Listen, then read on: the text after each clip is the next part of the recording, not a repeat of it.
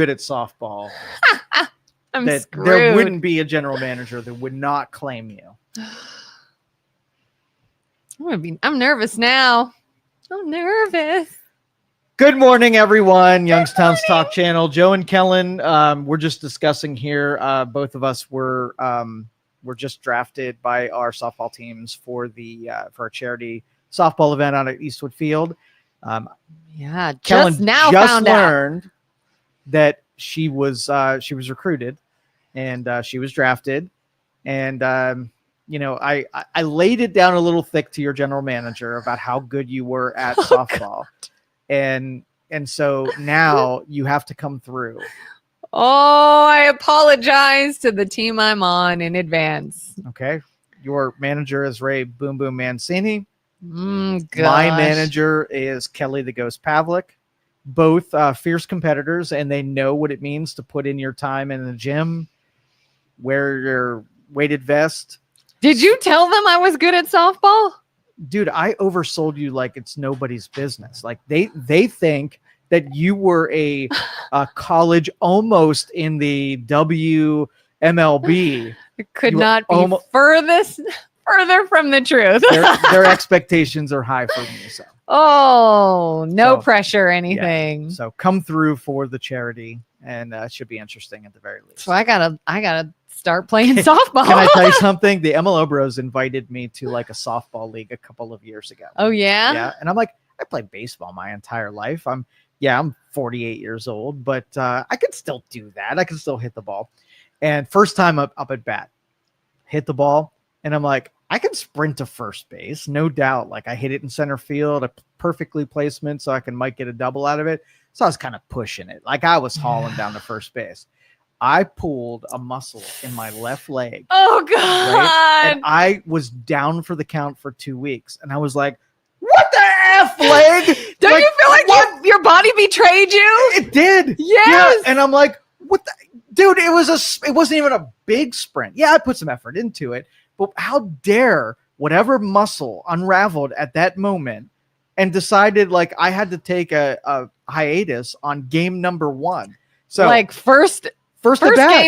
Yeah. I played the field a couple of times. That's such a me thing. When I went in up to bat, like I totally showed my age on that, and that will not happen a second time. I tell you that my muscles will cooperate. Honest to God, that would happen to me. Like that's what would happen. My other fear, that's my biggest fear is some random injury and then I look like a pansy. Yep, that was me. Or 2, the only time I ever have actually played softball, I was a kid.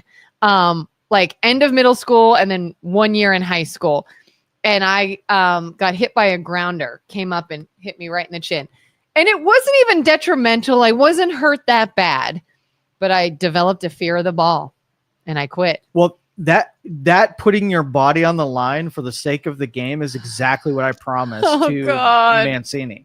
So you better no Robert Dorinole shit, right? You have to put your body in play and your chin, your breasticles, like all of that, anything is on the line for your team. Here's a question. Yeah. Do we get walkout music? That's like a thing now. Like kids are doing this. When I go to like my kids' games, they get like a walk up to the plate song. You are going to pick the worst song ever. What are you going to pick? I don't know. I got to think about it. Yeah. I used to have the song picked out, but I think I got to change it. But I used to think it was going to be the song Teeth by Lady Gaga. You ever heard of that? No. All right. Google Lady Gaga's Teeth. Okay. That was going to be my walkout song if I was ever a badass in a competition. But I don't know anymore. I might have to investigate. Might have to change it. We'll have to see though. Okay. Make it badass because they got to feel like you're a real competitor. Song. You come out like you're a dainty, whatever. Listen to Lady Gaga's song Teeth and tell me if it's badass or dainty. I will reserve judgment until I've heard. You have to pick out an Aussie song. Yeah, someone's got to have that for sure. Everybody's going to have that. I know. If everybody has it, then nobody has it. So, dumb question. Yeah. And having played and been around both, I feel like I know, but maybe I don't. What are the differences between baseball and softball other than the size of the ball? Yeah. So softball is for less athletically inclined people. And so well, good. So that's a total joke. And I just wanted to piss off all of the softball softball people. players. But larger target when you're hitting. So you got a ball that's the size of a bowling ball. And the speed is a little slower. The expectations are a little bit slower because things happen a little bit slower. So aged baseball players end up joining softball leagues because it's just a little bit slower. Don't hate me, people. Like, you can, but don't. Okay. Unless it's But fast the rules are about the same, right? So you're not going to be facing someone that is underhanding at 90 miles per hour. It's going to be slow pitch where it's coming in like where you don't have to be like, yeah, it's one step away from putting it on a tee and saying, 5-year-old Kelin, just go up and take your best shot, that kind of thing. So rules are simple. You hit the ball. Can we do that maybe for me? What? Put it on a tee? Honest to God, it would probably be worse. No, it would probably be worse. I don't think you should make that request. Yeah. When you played baseball, what position were you? Oh, I was left field. I was the fastest freaking person on that field. Like, I had speed. I started, I did too. I was on third base at one point because they said I had an arm. Had being the key word. And then I was catcher for a bit. Mm-hmm. And I was just like, God. But want to hear a fun story? You're an Amazonian, so you being catcher is not something that is surprising. Yeah, steal home and run into this. But one time I was catcher and our pitcher was just like sucking, just throwing ball after ball after ball, walking people. And my coach had always told me, listen, if you ever want to go out there and calm her down or hype her up or whatever, like by all means, you call time and you go talk to her. And I'm like, what the hell am I going to say? I'm no expert. It was like the first time I had ever played softball.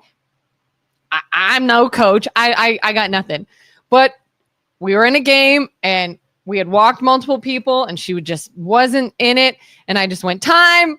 And they're like, time. And so I walked out there and I handed her the ball. And all I freaking said was, just calm down. You got this. Take a breath. No pressure. You good? And she's like, yeah. And I was like, you got this. Don't worry. And I went back to the play. That's all I freaking said. And the very next pitch was a strike. And they're like, what'd you say to her, catch? And I was like, that was dumb luck. I looked amazing. And I'm like, I'm telling you, I said absolutely nothing of substance. I just was like, we just need a minute. Let her get her bearings. And she started doing good. See, that's why you're the good person in this relationship. You would say something like that where I'd be like, dude, we practice this all the time. Like, why are you sucking now? Like, you don't have to suck. Like, just pretend like you're practicing. I felt bad because it looked like I said something really helpful and meaningful. And I was like, honestly, I didn't. It was a fluke that's what she needed threw a strike. You gave her what she needed. Maybe I did. Thanks. Good person award for you. Are you going to be that way with your teammates when? Oh yeah, we're gonna be doing dugout cheers and. We want a picture. Because I don't think that media personalities are known for their athletic prowess. I really don't. So there are going to be some first basemen or some shortstops that really aren't going to rise to their calling. Oh, and like the TV personalities are just going to be like fixing their hair. Right. And I'm going to be like, come on. Taking selfies get on in the dirt. Yeah. See, that's what you got to be the motivator to get these people out of their luxurious bougie lives and play some freaking softball. I'm going to be like, we're getting sweaty. We're getting dirty. Let's do this. They're lucky to have you. Thank you. All right. What do you want to talk about today? I thought of something this morning on my drive here when I realized I rubbernecked to look at something.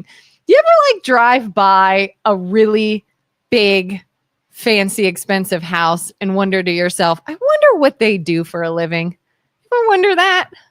I know people do this other than me. You'll see a mansion or just an extremely expensive, nice house, land. Maybe it's gated and you're just like, I wonder what are they a surgeon? Are they a high profile attorney? Do they own a large corporation? I wonder what people do. And so I'm driving on my way here and I pass this house, not super extravagant, but obviously very expensive home, set back on the water, real big, long drive, everything.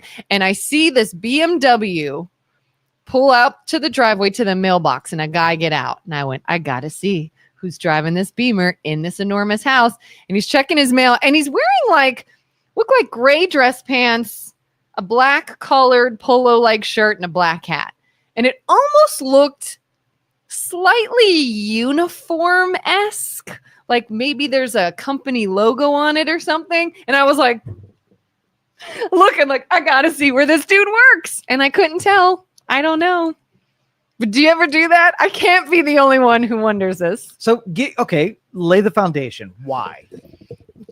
Sheer curiosity. Okay. I got to know. Like, you clearly make a boatload of money. Right. What is it you do? Okay. What makes that boatload of All money? right. So if you were to take an impressionable teenager right now and you wanted to advise them how to not join the rat race and get in the situation where you have to drive down the road and say, how does even prosperity happen in the United States? It's so elusive to me. Like, I can't see how that is even possible. You must have a magic wand in order to achieve this level of whatever, right? So you want to give advice to a 13-year-old. What are you going to tell them? I'm going to tell them work hard, make good decisions. Okay. Don't do dumb stuff. Okay. Don't do drugs. Okay. Don't have kids at a young age. Okay. Yeah. Okay. Do you think you've given them enough advice that they will one day have the BMW and the nice house on the lake? Network. Work hard and network. Okay. Get to know people. Okay. You think it's a gamble? Like that kind of prosperity is unobtainable by the normies of the world? I don't. Wait, I was about to say no, it's not, and then I thought, well, depends on what you mean by normie. Yeah. Do I think it's incredibly difficult for some people? Yes. Okay. I think it will be. All right. So, for instance, we'll use some of the people who have achieved outlandish prosperity. Okay. And there's some simple characteristics of what people are willing to do to get something that they don't have. Okay. So, for instance, if you started a corporation, right? Would you be willing to work for $0 for 10 years without at some point saying, this isn't fair that I see other people making money and I'm making none? Would you be able to do that? So that I'm going to answer for you. No, Yeah. you're not going to take that kind of risk and investment, but there are people who do that. And then the payout on taking an investment where you can't figure out what's in it for you then has a big payoff. And then when they get there, like, how'd you do it? Right? It's a simple formula. It's going into an area that there's nobody there, right? And doing things that make no logical sense with the potential of having a payout if you sacrifice long enough to be able to get there. So I would tell a 13-year-old, don't join any crowd. Don't follow any people. Don't take any information. If prosperity is what you want, you find someone who's prosperous in exactly the way that you want to be prosperous, and you only take advice from that person. And don't argue with what they did, thinking that you're somehow going to short circuit it and take a shortcut on what they did. Just do all of that, right? Yeah. And so if you have a marathon runner who runs marathons all the time, right? Are you going to be listening to your Dairy Queen Queen on how to achieve greatness in running marathons? No, you're only going to go to the people who are doing whatever. So your networking is important, but actually network with people who are doing the things you want to do, not people who have theories about how it's done, because you're just going to join a freaking rat race and you're going to be on the same level as other people, totally confused, thinking that someone's going to drop a magical stick in front of you that are going to make that happen when mathematically it is never going to happen without the risk and the sacrifice on the beginning. So I'm going to tell a 13-year-old, when you have no responsibilities and no liabilities and nobody depending on you, risk it all. Take all of your massive risks without letting your ego or what you think is just do all of those things within the first 10 years of your life. And you will watch all of your competitors, the people that you graduate with, the people that you know, rocket ship past you in prosperity, making way more money. Like I was making, I think the first year in business, I made $8,000. Okay. The people who came out of college were making $45,000. I watched people buying houses and I couldn't even think of it. How the hell was I going to do that? right? Mm-hmm. And then what happened was every year got a little bit closer to where they were, and then it just rocketed past them because I was playing different math scheme than they were, and I was willing to do super hard things, right, that they were unwilling to do. It's like the tortoise and the hare. Absolutely. But could you go through an entire decade of getting criticisms about how you're making all bad mistakes? So you're a garage band and you're making no money and you're almost paying to be on stage, and you watch everybody else, becoming accountants and lawyers and doctors and prestigious things. And you're like, man, I really wish I can get some recognition. Could you then take everybody, the lack of money, the lack of encouragement, the criticism about your decisions, and hang in there long enough for that circuit to finally fire? Normies can't freaking do that, right? They'll wait a little while, but they will never wait long enough for those things to pay and come to fruition. Yeah, it's interesting even to see how people react to my husband, and not like he had a job making millions or anything. We're not wealthy, but he retired by the time he was 40, and he has a house and a family and a vehicle and everything. And everyone's like, oh, must be nice. How do you do that? How do you manage to buy a new house and retire at 40? He's like, well, 20 years in the military, get shot at. And if you don't die, you'll have a house. Yeah.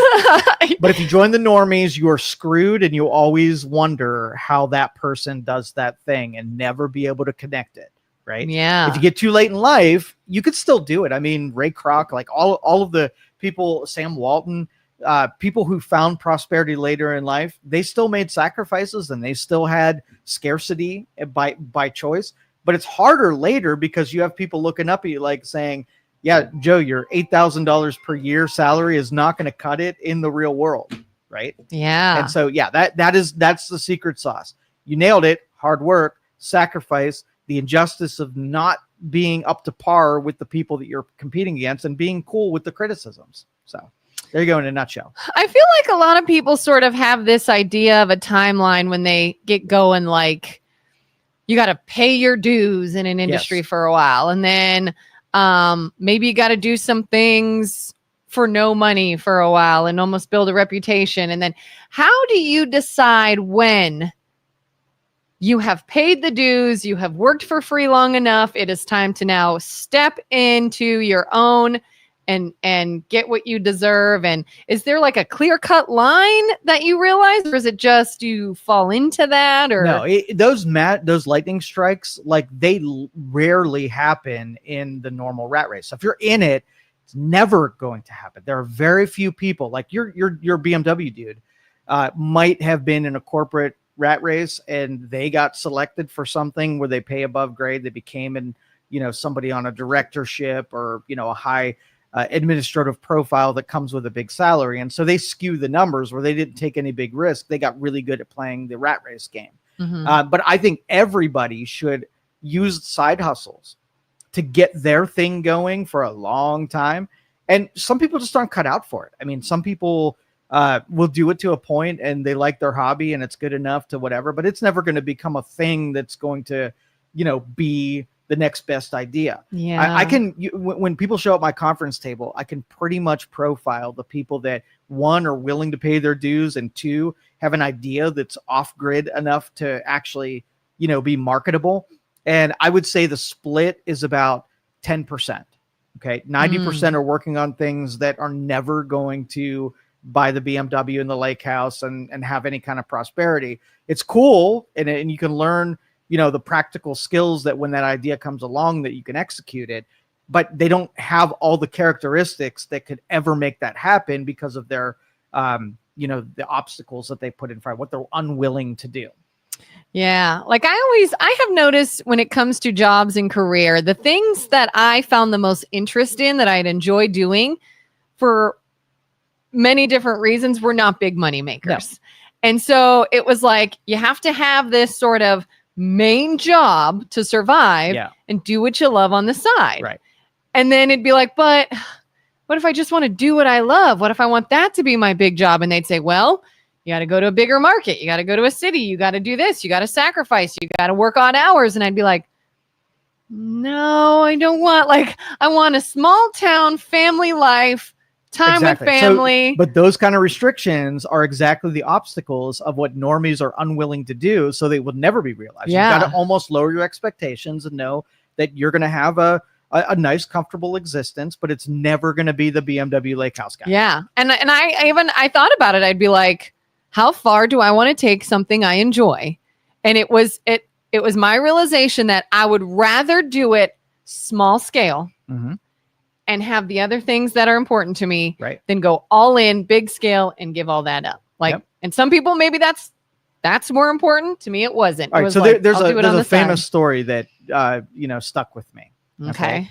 And I don't even know the cliche, but you'll kind of connect it with me here. That there was a general that was invading an army, and they had a much smaller, troop count than the people that they were fearing or that they were fighting, and which means that probabilities and mathematically they were probably going to lose. So you know what the captain did? What? He lit the ships on fire, right? Their own ships? Their ships on fire. So what did he eliminate, and what did he create psychologically for his less numbered troops on that shore? You can't leave. Right? There's no way out. This is it. Your retreat is gone, right? Yeah. There's no such thing as going home. You're going to fight and win, or you're going to die, and those are your two options. Do you think that was a motivational factor? Do you think they fought harder when they knew there wasn't a retreat? Probably. Okay. A burning desire is the cliche, right? Which is setting your own fires and removing your retreat pathways means that you're all in, and it's because you don't have, when things get hard, there is no or backup plan, inconvenient, that you can't just retreat to comfort and your normal life. Where what everybody normies do is they set up a bunch of plan Bs, right? And so in the back of their mind, they know, if this doesn't work out, I can always go to whatever. Well, I can guarantee you 99% of the time, your idea or the thing that you're working on is going to give you the suggestion that it's not going to work out. And you're going to take the plan B because that's what your subconscious is built to do. It's to keep you safe from peril and make you survive, right? So I'll give everybody a 99% chance. If you create a plan B, you're going to take it. If you burden your ships, you have a very good chance because you are either going to make it work or you are going to die. You have great motivation to make it work.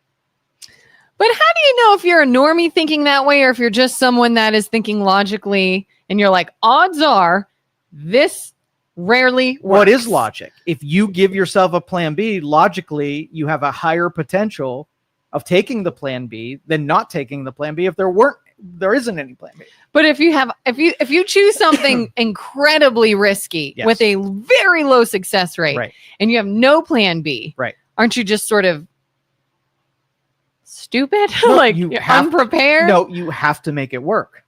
Okay. But again, you have the entrepreneur mindset and you have the normie mindset, and that is why there is a separation.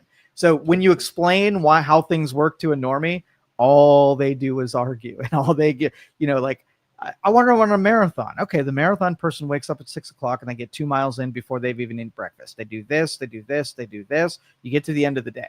Well, what about this? And the minute you introduce something, if I told you that most successful entrepreneurs burn their ships, who are you to argue that say, well, maybe I don't have to burn my ships. Maybe that's not as an important role as you say it is. And maybe keeping a couple ships there just in case is what's necessary.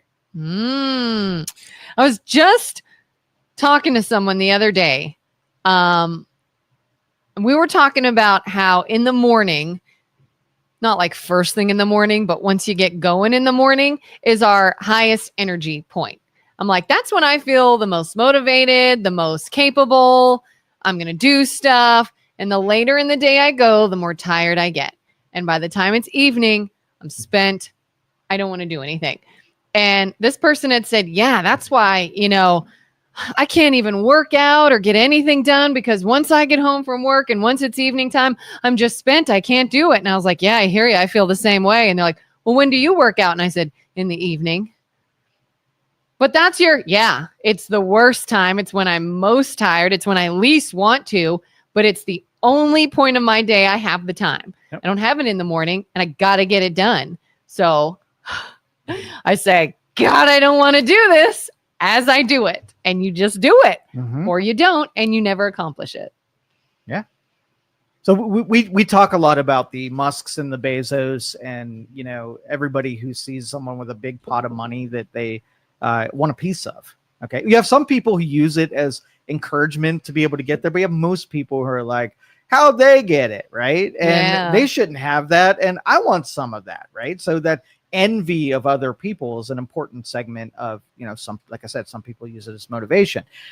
My example the other day about, so Kelin's on this island with 100 other people and you guys are sweating. You go 6 o'clock in the morning, you're working the fields, you're planting, you're making sure all that spinach and tomatoes and corn survives so that we can eat.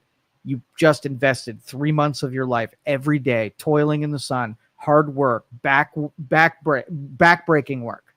And then we get to the harvest time and now it's time to eat. And you're sitting amongst people who are like, oh, you know what? That was really early to get up there. I didn't feel like doing the labor. And oh, my back, I got this thing in my back. It's a little pinchy and I really couldn't do that because, oh, my back is just so beat up. Like yours isn't, mine is, right? Yeah. And now you're sitting next to that person and you're taking your helping of tomatoes and spinach and corn. That's all you got. And you busted your ass for what's on that plate. And you see complainer over there, the person that didn't want to wake up early, that didn't want to toil in the sun. They had reasons why they couldn't do that. Now, when they pick that plate up and take the same helping as you, do you, as the person who worked their ass off, feel any differently about that person who's enjoying the same meal as you? Yes. Yeah. Yeah, I do. And I'd be like, I'm sorry, what? So now I'm going to re-ask you, after toiling in that sun, you have 4 options. Does that person get to eat the same meal as you? Does that person get limited rations so you can feel that your work had to count for something? So you have to get more than the person that was unwilling. Do you excommunicate them where if they didn't show up at planting time, there's no way you show up at harvest time? Or you just let them suffer and say the work equals food and that's it? Me personally. Yeah. I would give them something. Because they deserved it, or because you're a freaking softie? Yeah, they don't deserve it. But what am I going to do? Let them die? They're just going to die, and now we have a rotting carcass on our island. Okay. Kick So them do you into the water. want to continue it, and now you know the person doesn't deserve it, but can you negotiate further and say, hey, you don't have any, and that sucks now that you see that's here, and I can lecture you on, well, next time help us plant and you can have food, but here's what I'm going to do for you, right? Mm-hmm. The value in the harvest is that you have to put in some kind of effort. So I'm going to give you an opportunity to show me that you have effort. So here's what I'm going to do for you. You're not going to eat today, but I'm going to take a couple of these nuggets and I'm going to put them aside for you. In fact, you can see, I can see, and you can show me, right, that you have the ability to stop making excuses and stop taking the plan Bs and stop getting out of the work that's necessary and getting the harvest. You can prove it to me, and I'm going to give you a little of what I have. Or if you just give it away, what do you think is going to happen next time harvest? The guy that ate didn't have to do anything. You've just reinforced do it the again, fact yeah. he's going to be like, oh, my back's even worse this year. But Kelin, we got an agreement, right? Right. What about what I could see myself doing too is this. Fine. If you can't help harvesting and working and gathering food and carrying it over here, that's all fine. But here's the thing. I just spent all day doing back-breaking labor. So after you eat, I'm going to lay down and you're going to fan me and you're going to rub my shoulders and you're going to make me feel all nice and relaxed and say, thank you for your hard work. Perfect. Yeah. You can help where you can help, right? And that is, you know, the people who make government into a big charitable organizations create the recipients of those charitable organizations, and they tell them what to say in order to not do anything and still get fed. So there's no, bad cop in this that forces people to show that they can give equal value. It might not be the same as other people, but I think I cannot, I mean, unless you're in a coma and you're attached to tubes, right? You're capable of doing something. And all we got to do is figure out what that something is. And you got to show the exchange to the people who are doing the work. So if there's a person that's making the economy happen, they're doing a great job, right? Maybe you can't make economies happen, but you can support them. So that's where you get the lower tier. You get the people that do things, that are willing to make sacrifices and to burn their ships and whatever. Then you have the support deals. These are the people that can't do all of that. They know they're not going to be entitled to a full harvest, but they can support that person and make them more capable than they otherwise would be, right? And then you have the dredges, the bottom of the deal, who are just really good at shirking the value transaction and not giving anything into it, standing there with their cup and manipulating you into getting something for free. Those are your three. Yeah. And the normies are the middle part. The normies. The normies are the middle part. I used to feel bad when my husband was active duty and we started having kids. There was a 2-year period I stayed home with the kids. And I remember even thinking, like, I'm not making any money. I'm not contributing financially. He gets up so early and goes, and he has this dangerous job. And what do I do? And I remember all the time he would say, like, because you're doing this, I don't have to do this and this Exactly. and this is already ready. And the kids are taking, and now it's been reversed where he's retired and he's home. And now he says the same thing. He's like, but I feel bad. You have to get up and you go to work every day and I get to stay here. And I'm like, first of all, you got shot at for 20 years. I think you can sit down for a while. And 2, I'm like, but because you're here, I don't have to take the kid to every doctor's appointment. I don't have to be here when they get sick and miss what I needed to do that day. Like, I come home and dinner's ready for me. Like, I'm good. That's a good trade-off. Do you know this is why you're considered a good person as far as my spreadsheet says? Really? Absolutely. Why? Let me give you the predicate. Okay. And so I meet with partnerships on a regular basis. Do you know partnerships go bad really often? I bet. Really often. You know why they go bad pretty often? Someone eventually wants more and does less. Okay, so let's just say the modern partnership is taking 2 skill sets and then jamming them together. Okay, so think a business that manufactures something. You're going to have one of the partners that brings X to the table and one of the partners that brings Y to the table. So I'll just use a recent one that I talked to. One of them is a financier. One person has millions of dollars in expendable cash. And then you have another person who does the work. They turn the wrenches, they build the things, they erect the deals, right? Mm-hmm. And so that's perfect, where the contractor doesn't have enough money to be able to front all of his obligations and buy the materials and hire the labor, right? So he's like, I need you, Mr. Financier. You've got a lot of money. But there's always a point where somebody feels the opposite of what you and your husband are curious about. And they're like, well, I turn the wrenches. Without me, they would never have anything. I'm gloriously more important than the financier who's in air conditioning right now, sitting behind a desk, has it way easier. And the financier is like, I risked this money, not even knowing that I would get any of it back. All you got to do is build the thing and I will finance everything. So both of them play a critical role in, both are necessary, both are important, but there's a time when they start hitting each other with the, I pull my weight more than you. You and your husband are the opposite of that, where you have shame and guilt saying how much more you should be putting into the event. So partnerships split. Marriages like you and your husband stay forged forever, so long that you pivot, you pit those 2 things against one another.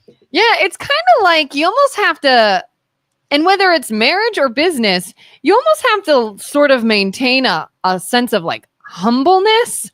I mean, I remember I had a job one time for a few years, and it was just me and one other person for a long time. The CEO, me and the CEO, only people who worked there.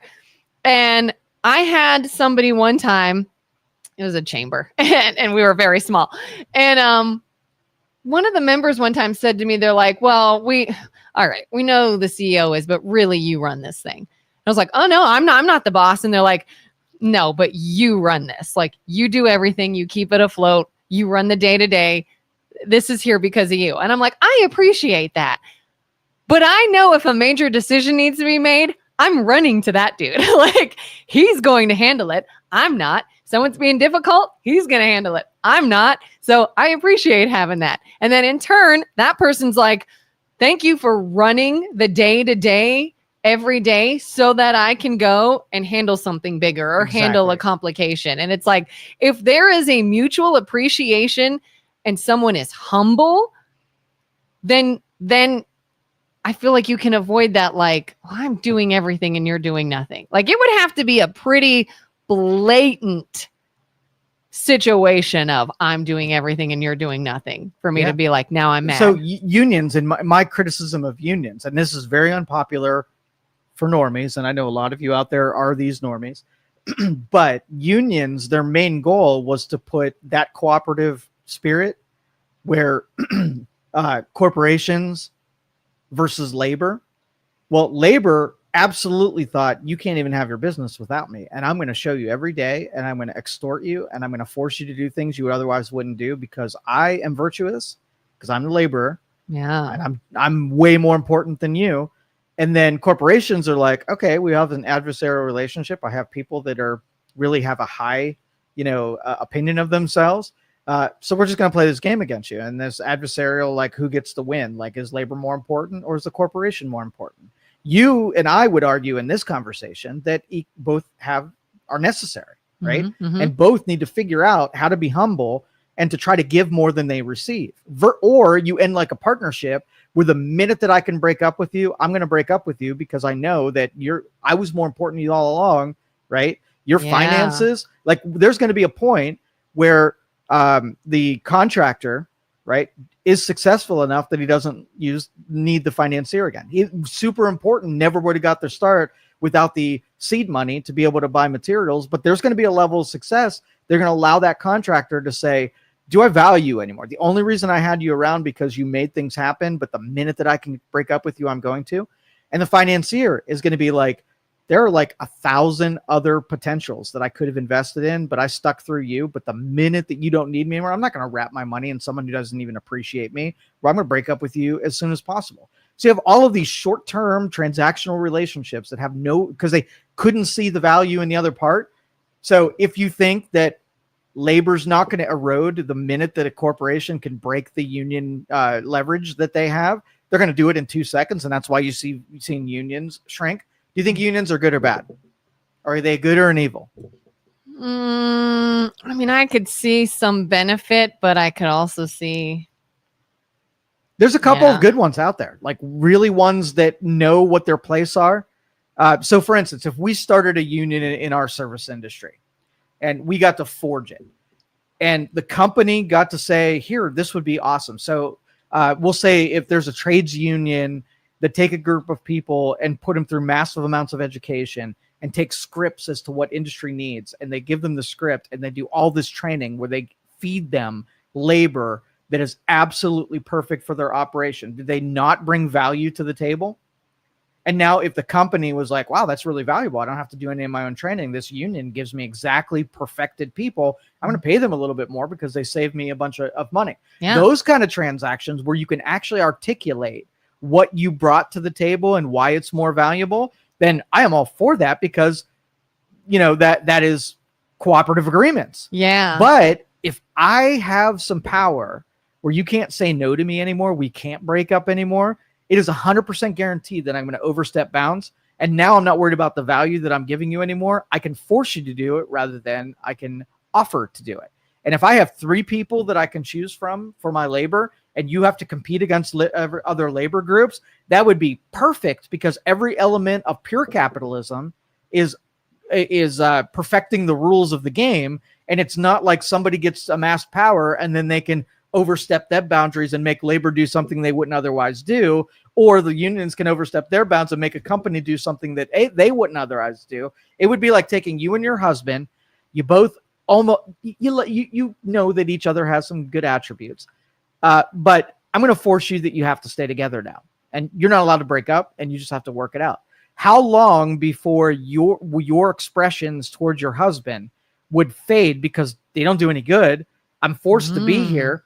And how much would you like being in the same room with them if someone else made you be in the same room with them? Might be a little different. It would change it for sure. If you feel like it doesn't matter what I do or don't do. Yes. Everything is for it's an arranged marriage, right? Mm-hmm. You don't have any real say. Somebody else is telling you what to do, and somebody else is telling what them. They got these rules, and you're like, I know that we're doing stuff, and it looks like a natural relationship, maybe from an outsider's perspective, but it's contrived, and there's no authentic elements left in it. There's no good relationship in this anymore. But as a consumer, you would know that. Yeah. So a couple of the industries locally, I think it was called conscription, whatever. There were people were paid in these tokens rather than money, right? Mm-hmm. And in order to buy the stuff that you need to work there, you had to go to the store and buy the stuff with the tokens rather than going to grocery store. So you were limited on where you could spend your payroll money, right? That you had to buy it from the company.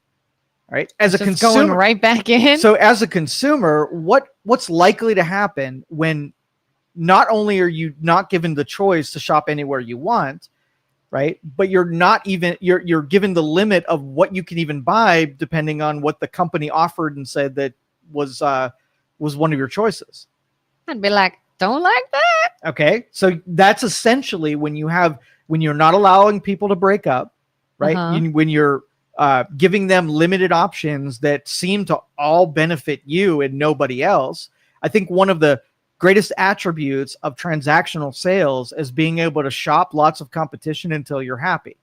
If you had one choice and you had to marry that person and you had to just be fed whatever the opportunities that came with that person, that limitation would ruin all of your motivation to make that relationship work. Yeah. So those are the downsides of what unions have become, and it's inevitable. That's just what happens when people accumulate power.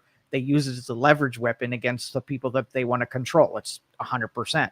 But if we can back it off and say the mission statement of what a union is supposed to do is make sure that they operate like Kelin and her husband, where both are trying to figure out to give more value than they're being paid, you have a good, healthy, solid relationship.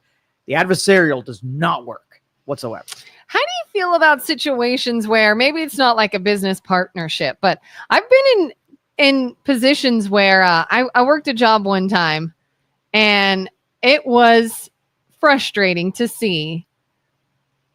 I would put in more effort than the other people. Like it was clear. I remember like closing down one night as everyone's walking out and they're like, and I was like, hey guys, like the drawer needs closed and the lights in the back are still on. And Did you take the trash out? And they're like, you're doing a good job. We'll see you tomorrow. And I'm like, and then you get fellow coworkers get to talking about pay and stuff. And then you might realize that like maybe those people that show up later than you and leave earlier than you and don't help as much as you get paid more than you. And now you feel some kind of way, it's like, what do you do in that?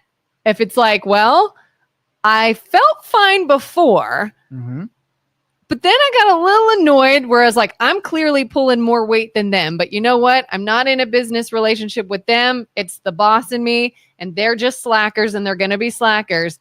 But then when you get that extra little like, yeah, we're going to slack and we make more money than you. Does that get to someone? Oh, that is 100% human nature. You remember the example of like somebody got a Christmas bonus and they were super happy about the $5,000 and they found out somebody else got 10,000 and they felt less about the 5,000. Yeah. Right. That's a human nature thing. Yeah. Or if you took like a guy that just installed a roof yesterday and he got paid $1,200 for the week. And then he says, I want to profile someone who works as an attorney and I want to see what he did all day. Right. And they compare like where they ate breakfast and what the routine was and how many calls they had to take and the air conditioning office. They look at that person and like, holy shit, that person is single digit percentage of effort that I did installing this roof. And look about how much money they freaking made.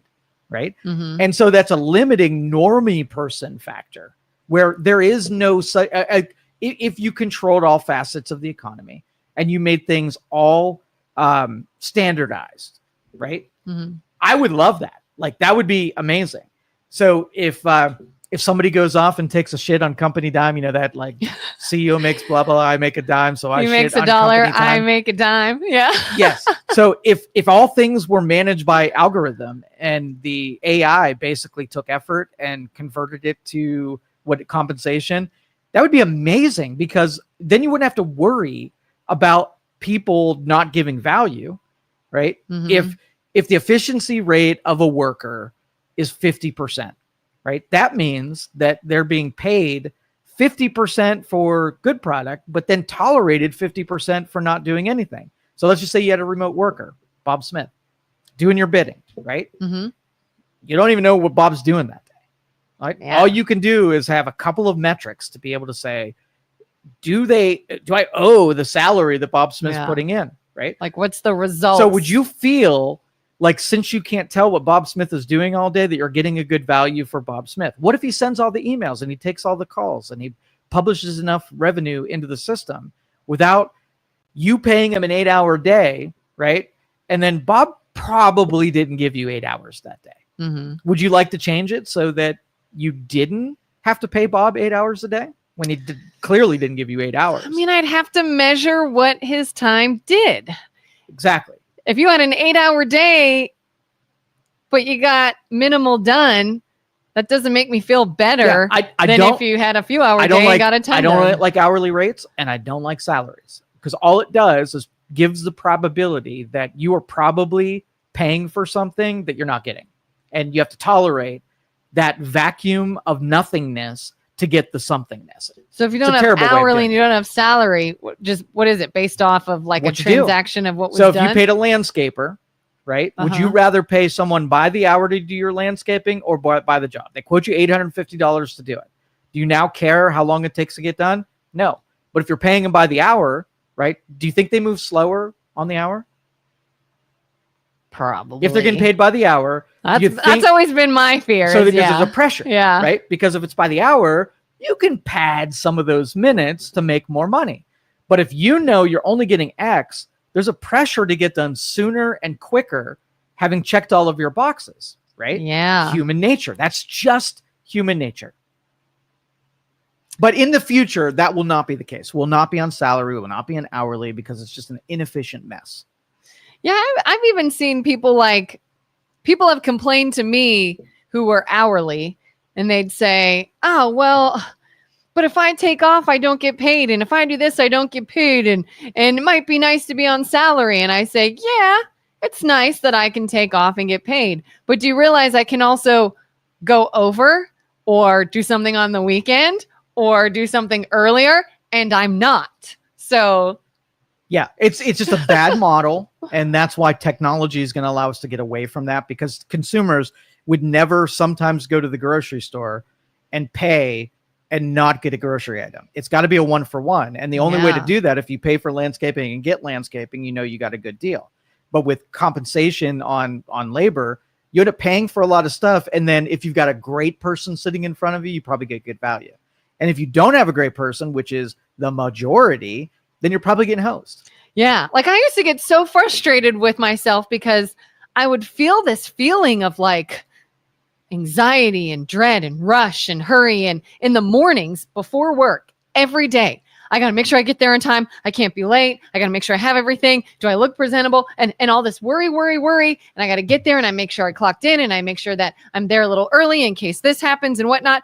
And then I would see all the other coworkers show up late, roll in when they want, be disheveled, get there, but still eat their breakfast before they started. And I'm like, this is bullshit. Oh, yeah. Like, it doesn't have why to be do that. I care so much and they don't? Again, it's demotivating, is it not? Yeah. But we set the stage for that to be the standard, and the standard absolutely blows. I don't disagree. Oh, it's frustrating.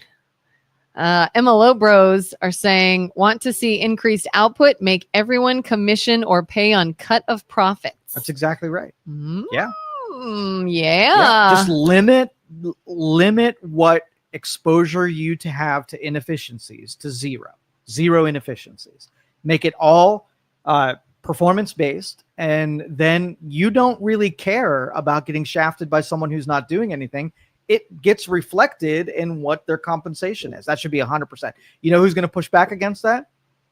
The lazy effort. I was just going to say 100%. The lazy people they will who don't want to do anything. They will defend and fight, just like the guy that didn't want to do the harvest and his back got tweaked. People figure out how to work the system to get paid for not doing anything. 100%. But good people like you are super interested in what they could do more for the other person, your spouse in this case, and saying, what can I do? I feel like they're doing more than me. When my partnership that I was hitting, right, was they were trying to figure out how they can get more with doing less. And that's the difference right there. Normies want to get paid for more to do less. And good people, like people who could achieve and be that marathon runner and the CEO and a big innovator, are looking more to give more than they're getting. Yeah, I hate the scorekeepers. Like, and you have that in your relationships and in business, where like I've been in companies where something needed done, just do it. The office needs something, just go get it. And it's like, all right, we're all gonna. There's even been times maybe it was like a supplies or something, and I went with my own money and bought it, because it was just easier. It was quicker. We need it. I know I'm going to use it. So I'll just do it.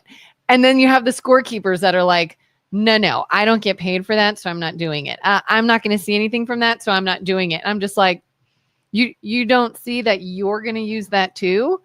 Sorry, that's not part of it. So I'm not. And it's just like, but they're the first ones to come with their hand out when they need something. Yeah. They're the first ones that say, I know I didn't give a little there, but now I need something and you owe it to me. Yeah. Why do we owe it to you? I don't think we do. I blame human nature. I really do. And that's why I harshly judge those normies every day of my life, knowing that think how miserable that state of mind would be. It would be miserable. Always thinking that you're a victim of circumstance and you're not getting something that you're due. But you get a time to do the opposite for someone else and you pass on that obligation. Like that, it's a worst position to be in. It is. And all these people have this idea of these toxic workplaces and cultures and business. And they're like, oh, and businesses need to just understand that we have lives and we have things and they're just work and they owe us and we don't owe them. And I'm just like, then find a job that you can invest yourself in. If you truly feel that you are in a work environment that it is you versus them, that's miserable. You know what I think should happen is forced perspective is a good learning tool, right? When, you know, the financier and the contractor switch places and they do each other's things so they can have an appreciation. So there was a couple of, and I think this was either like, it was West Coast, California, Oregon. There were advocates for socialism. I can open a business. I can pay everybody $40 an hour. All of this stuff is totally possible. And then they go and do it. And you watch them become the person that they criticized, because then they're like, oh, I get a better understanding of why you did that thing. I had no idea that's why you do that thing. And now I'm doing it. So I'm forced to either do a dumb thing and go out of business. Like, oh, I can't pay someone $40 an hour to flip a burger. Why would that be? Right. Yeah. And so long that natural forces affect them, they will learn super quick about what role they were playing in. So I think there should be more of those. Have you ever went and done a job just to get that perspective? To see, kind of like put myself in their shoes? Yeah, a little bit. Okay. Not anything long term, but there was something like I was going to help somebody do something. So I was like, well, let me learn what you do and what is it you need. And, you know, if I had to fill in, what would I have to do, kind of thing. And yeah, I think social media should, before you shit talk someone, you should be forced to run around in their shoes for at least a week to give a true perspective and see if you feel like shit talking. So if I'm like, my food was cold, right? Yeah. So hold on, pause. Like your post is being held for whatever.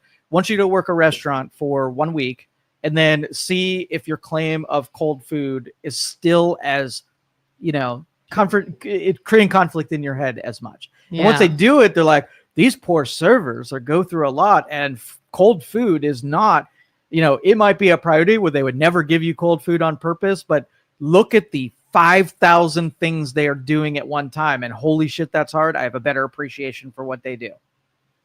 And then at the same time, though, do you ever find yourself saying, I've done that. I know the situation they're in. They're being ridiculous. It's not that hard. You don't need to act like that. Yes. I've done that too, Yes. where I've definitely seen like, oh, okay, this is why they did what they did. I get it. And then I've also seen, oh my God, were they just milking a system? Like, Absolutely. it's not that hard. Yeah. Spoiler, we are surrounded by a bunch of bad people that have bad wisdom in their head and they do not behave appropriately.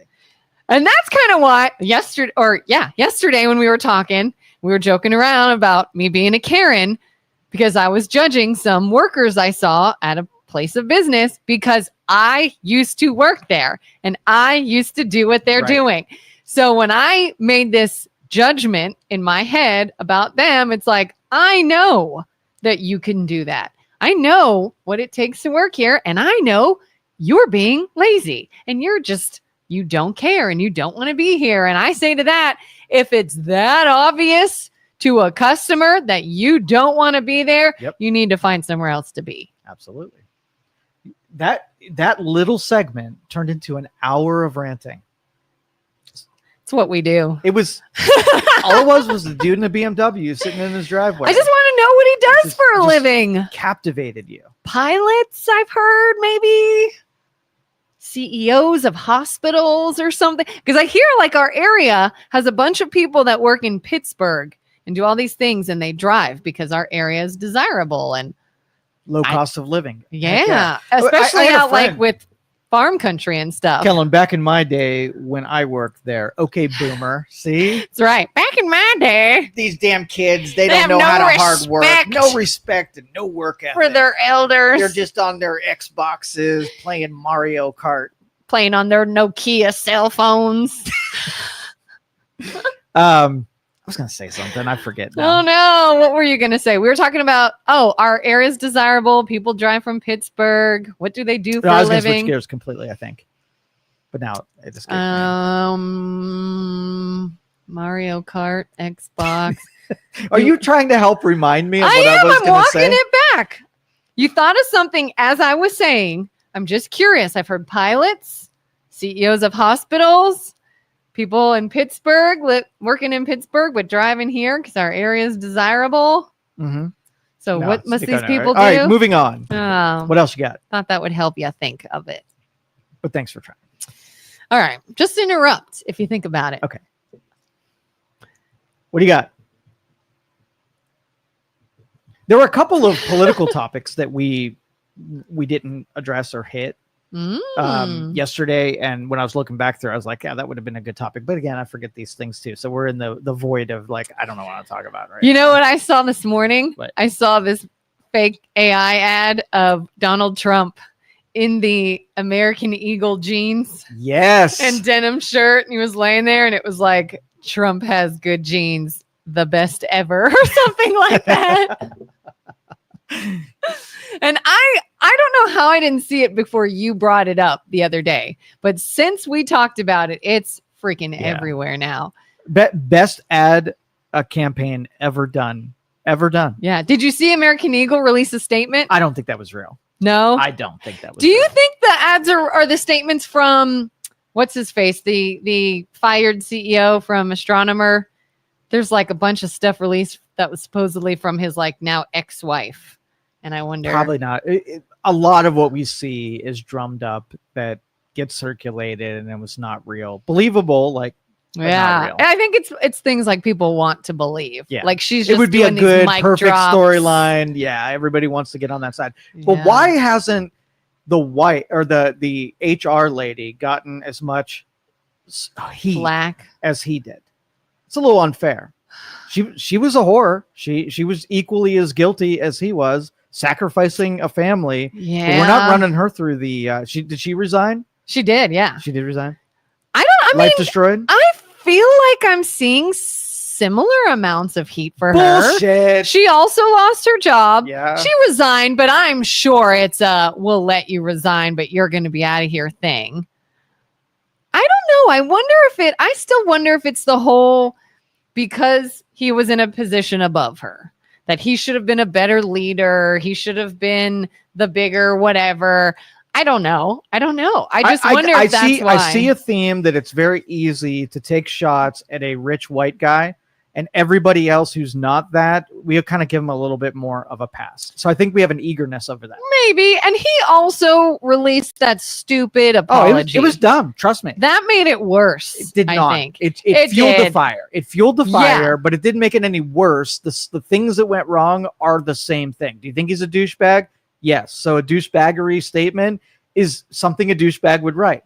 It got no worse for me. He is that person. But I think he put himself out there by doing that to receive even more hate, whereas she was just like, I'm out. But she's still a douchebag. And she deserves the volume 9 just like he deserves the volume 9. Don't give her a pass because she's a woman. Yeah, I mean, I think they're, at least from what I've seen, it seems like they're both sort of equally.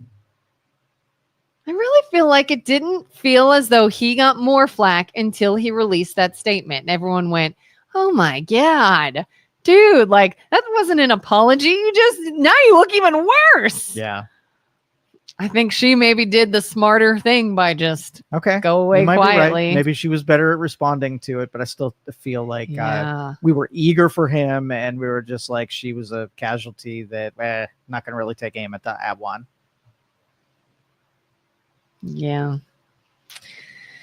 Today's my son's birthday. Feel some kind of way about it. Today is my wife's birthday.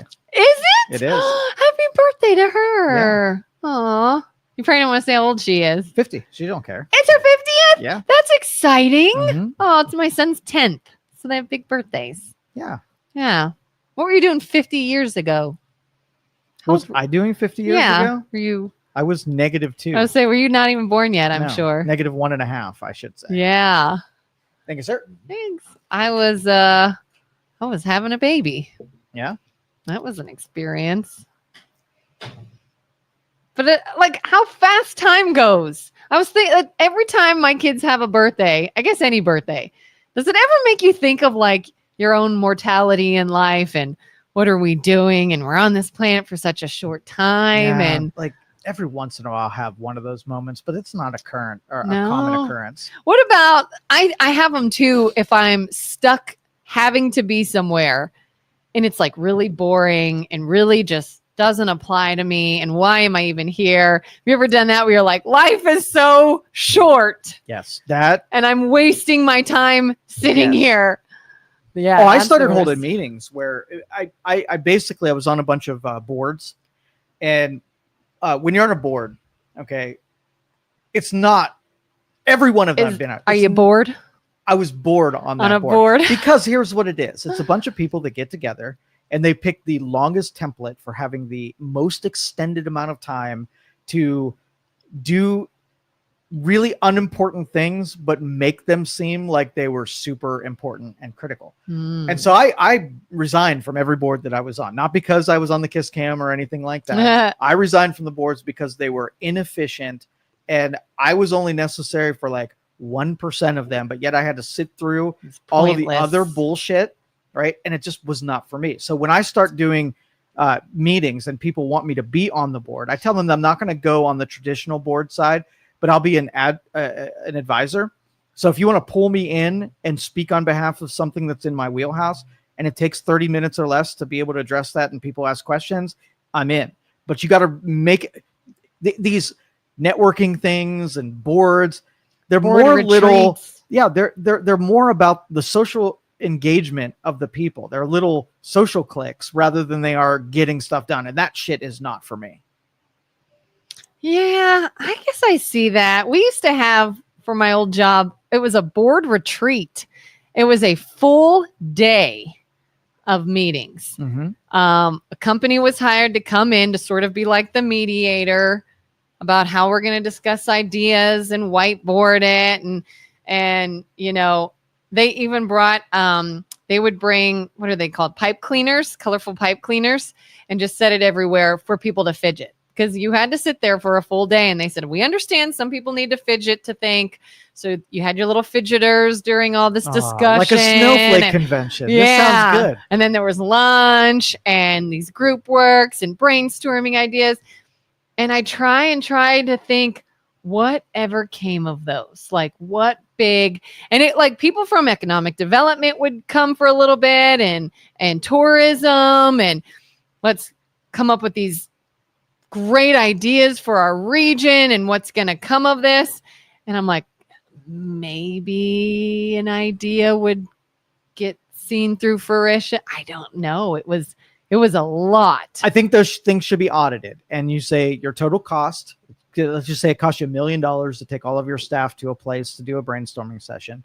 And then you take all of the fruit of that meeting and put it in a basket and say, does everything that happened because of that, and these are tangibles, the intangibles of every morale and everybody got along and everybody feels good and we got some sunshine and people feel, screw that. Like that's all softy stuff.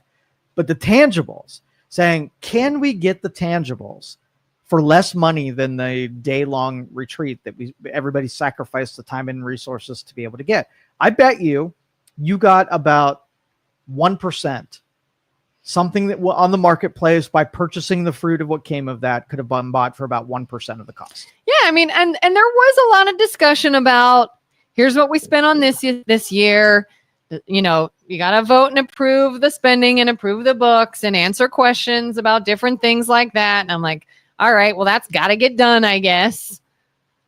Vote on a couple other things. And then it's just like a brainstorming afternoon of ideas of other things. And if you could go back and measure what that day did, and it was something incredibly impressive, that'd be one thing. Good investment. Yeah. All right. So let's talk about some Youngstown stuff here. I'm going on this eating lunch in Youngstown every day, trying to go to a local purveyor rather than a chain. Yeah. Experience so far, I ate hot peppers everywhere I went. I mean, it's no deal. So the hot peppers, I feel like that's not a good. But I discovered that there's a lot more people that serve my favorite dish than I realized. So I was able to buy something I like for lunch, and rather than giving it to a corporate entity, that I gave it to a local, local company. And I honestly think this is probably a good practice for everyone. So I get in this big debate about, tariffs and how they give sort of like incentive to buy from local rather than the convenient thing where you go to Walmart, Target, Amazon, or whatever and buy that same stuff. Is there somebody that sells this thing, but I can give it to a person that will spend the money in my local community rather than offsetting it? Yeah. So did you hear about the $600 rebates, by the way? Did we talk about this at all? I don't think so. All right, let's talk about $600 rebates, and then it'll just kind of connect into my Youngstown food thing. I saw a post about this, but I don't know the details. Okay. So Trump just basically blasted all of our trading partners internationally en masse, right? Went to all of them, said, if you charge us tariffs, we're going to charge you tariffs, so that we raised tariffs on a ton of different countries. And I think they accumulated just under $200 billion worth of tariffs in the couple months that this has gone under, right? Imported stuff come in, it gets addressed a tariff tax. The government collects that tariff tax, so they got $200 billion sitting there, right? And so consumers, when they receive those goods, if they were dependent on incoming goods, that those things are going to cost more, because then the tax that those companies had to pay the government, now they have to put into the goods that you're now buying, right? So if kind of like set the stage, let's just pick a device. Give me a product that everybody buys. A computer. A computer. All right. So let's just say that there was a company in Cleveland called Cleveland Computers, right? And if they manufactured a computer, it cost $1,800. They pay local workforce. They buy components as local as they can get. They pay insurance companies and buildings and marketing in their community, right? So $1,800 to buy product X. Now I can go to Amazon and I could buy that almost same computer that doesn't have his labor, doesn't have his marketing, doesn't have this local exposure. I can get it for $800, right? So as a consumer, does the $800 computer, is it real? Is it authentic? What do you mean? Is it authentic? Is it real? Yeah. The $800 computer? Is it real? Yes. Okay. Maybe I don't know what you mean. I mean, you're saying they could buy it for $1,800 or they can go and get it themselves for it was $800. cheaper. Yeah. But is it a real cheaper? Let me change it a little bit. Okay. Okay. There's a company next door to you that sells lemonade. They get a grant from the government where all of their materials and labor are covered. So they can sell lemonade for 1 cent, right? Mm-hmm. Is 1 cent real? I guess it's kind of their made up number then. If what they're getting from you doesn't matter, they have a grant from the government. Bob is selling lemonades, and he has to go to the grocery store, buy lemon, buy sugar, buy water, buy all the materials, pay someone to sit out there, put a sign up, and do marketing. Is that real? Yeah. Okay. So the way that I gauge real or not is if I pick you up and move you to any other place and I cut all of your, great deals, can you redo it in a place where you don't control the gravities, right? So I could pick Bob's lemonade stand up, move it to Detroit. He's still going to go to the grocery store. He's still going to buy his lemons. That was real because he was sourcing things that you can replicate.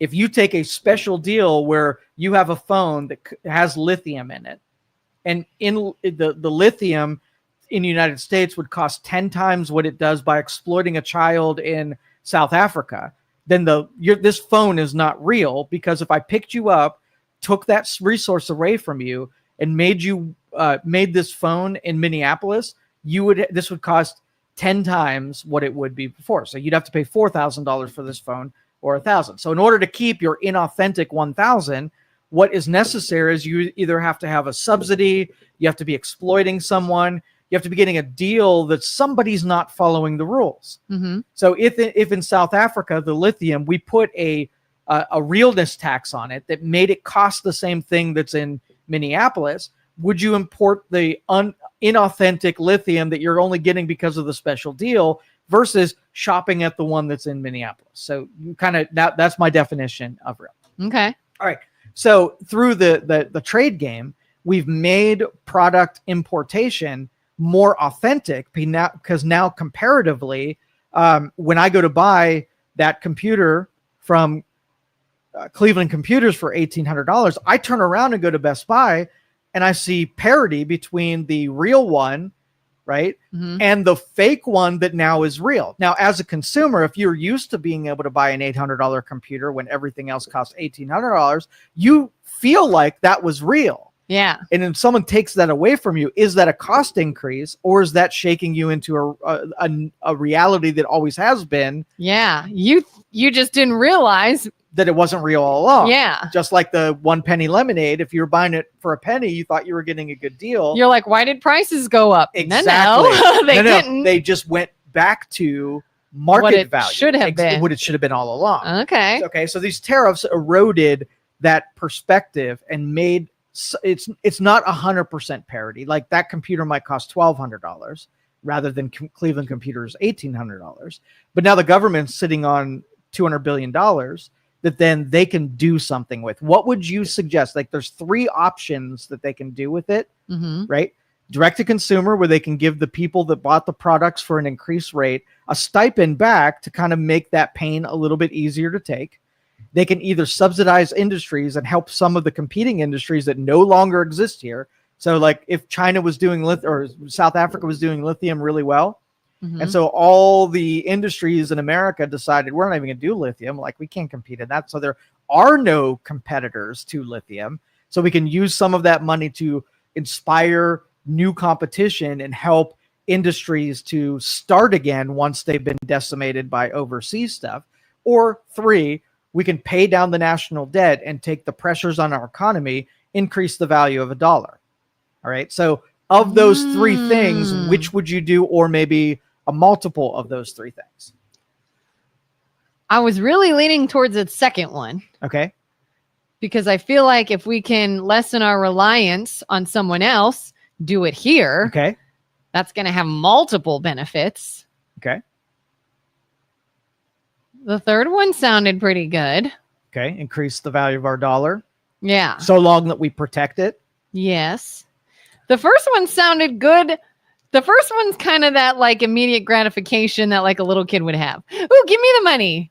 But I feel like that's a short where there's a long game there. Like, but why don't we avoid being in conflict to begin with and avoid having to have issues to begin with and make the whole area prosperous again rather than a one-time payment of something that you're going to blow anyways. Okay. So here's why I agree with the $600 stipend that gets sent back, because it's only 4.5% of all the monies that were collected. So it's basically saying it's not taking a majority of the money that was collected. Like I said, it's only $9 billion of the total collected amounts. Yeah. So if consumers feel like they saw their costs go up, but the government sent them a little bit of offset, I think that's sort of like a little bit of goodwill gesture, knowing that they finance consumers here, finance everything that's going to happen. And if I want to reward people to maybe take another belt tightening, that I'm at least going to know who made it happen. And it wasn't Trump. It wasn't tariffs. It wasn't other countries. It was the American consumer that financed everything.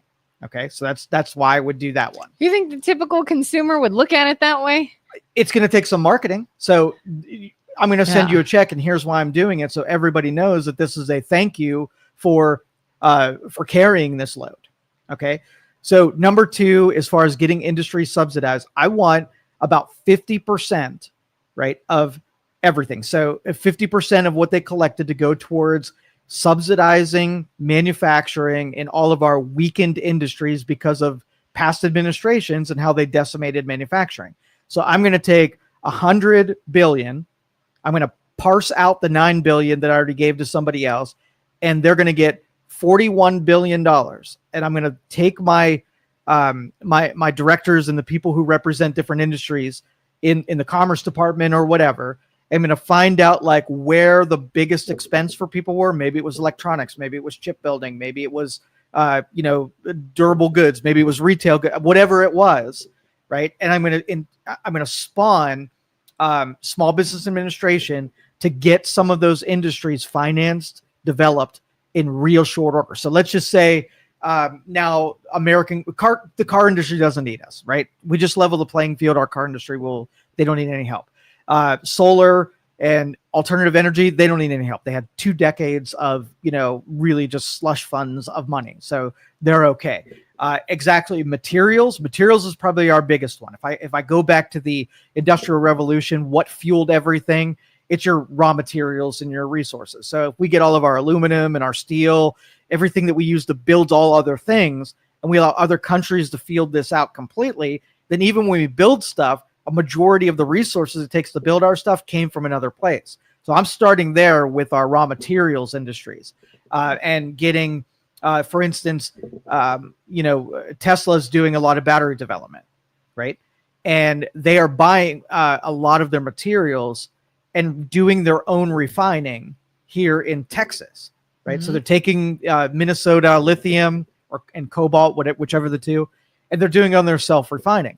Well, Elon said, I don't want to be in the refining industry. So if anybody out there wants to do lithium or cobalt refining, please take this off our hands. So if I'm in the government, I'm like, oh, obviously there's a reason why somebody isn't getting into that industry when you have a buyer of lithium in spades, would have a number 1 buyer already in the hopper. You can have purchase orders right then and there. If all you got to do is so you got to think, why isn't somebody getting into it? Regulation, cost of labor, startup cost am I going to invest money into this and the next administration is going to pull the rug out and all of a sudden that business goes away? So I'm like, okay, well, I'm going to field all of those out. I'm going to lay down some parachutes for people and say, hey, if the government pulls the rug on it, I got your debt. I'll service the debt. It goes away in case that this is a 4-year run rather than a 2-decade run. We'll get you started.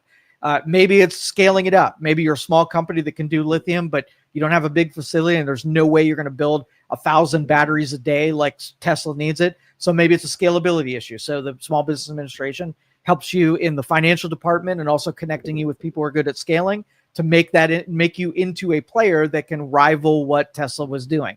And I bet you Elon Musk, if you wanted to buy his refining facility, he would sell it to you for a reduced rate just because he does not want to be in that effing industry. Yeah. And then I'd lay down cover fire you on the regulatory side. I don't want to poison the environment, but I also don't want it to be so cost prohibitive that nobody ever takes that on just because of all of the shit that you have to deal with when you're regulations. That's one example of where the government could use that subsidy money to inspire something to be created by figuring out why it's not being created right now. So there you go. I didn't know I could choose all of the options. So choose all the options. You're like 3 options. Which one? Oh, little of this, little of that. Okay. Little of so re-answer then. Now you could pick what you said. That's what I would do. Oh my goodness. That's what I would do. Really? And then 50% of it would be to buy out of some of the debt, use the whatever comes in, set that factoring in. So because what basically happens as you erode and create inflation, you're basically devaluing what your dollar can do in competing against other people's dollar and the goods that you buy overseas. It's really good if you hold debt. It's really bad if you hold assets, that inflation. But if you can get a deflationary deal, that means your dollar gets stronger. You can buy less goods, but in comparison, your dollar is stronger against other people. So in an inflationary cycle, you want to be holding debt, right? Mm-hmm. Because the debt gets devalued, and then what was $1,000 really only seems like $850 for the debt. In a deflationary cycle, you want to hold assets because the value of the goods and the physical things get better. And this wouldn't be like. Because I always say, I feel like the normies will say, oh, well, under this administration, we all got a big check.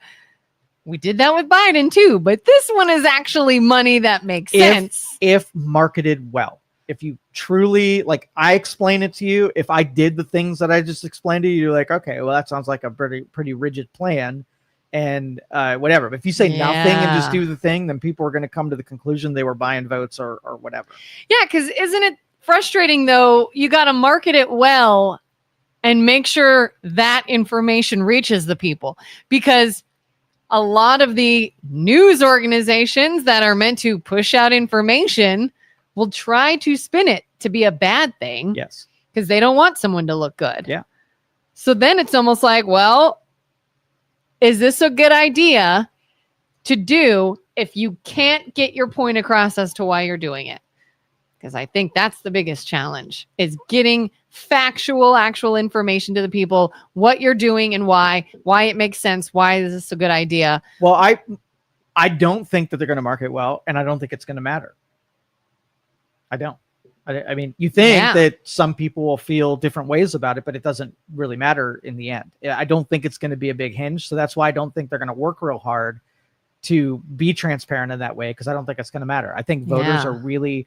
they're dug in, and anybody who likes Trump is going to say it's the best check that they've ever gotten, the greatest, the best. No one's ever done something like that before. And the people who are against him, no matter what, are going to say it sucks and he's just buying votes and whatever. So I think if that's the end, no matter what, I don't think all the marketing in the world is going to change any of that. Do you think some of the extreme leftists are going to be like, I'm not taking this money. I'm lighting it on fire. Getting this check. I don't want your dirty blood money. And it's like, that's But anyway, it's a microcosm that when you take on and start spending money in your local community, like if you follow the money and where it goes and what it does and what value that it adds, would you rather, if you had people in your neighborhood and all of them were business owners, would you try to buy from all of your neighbors?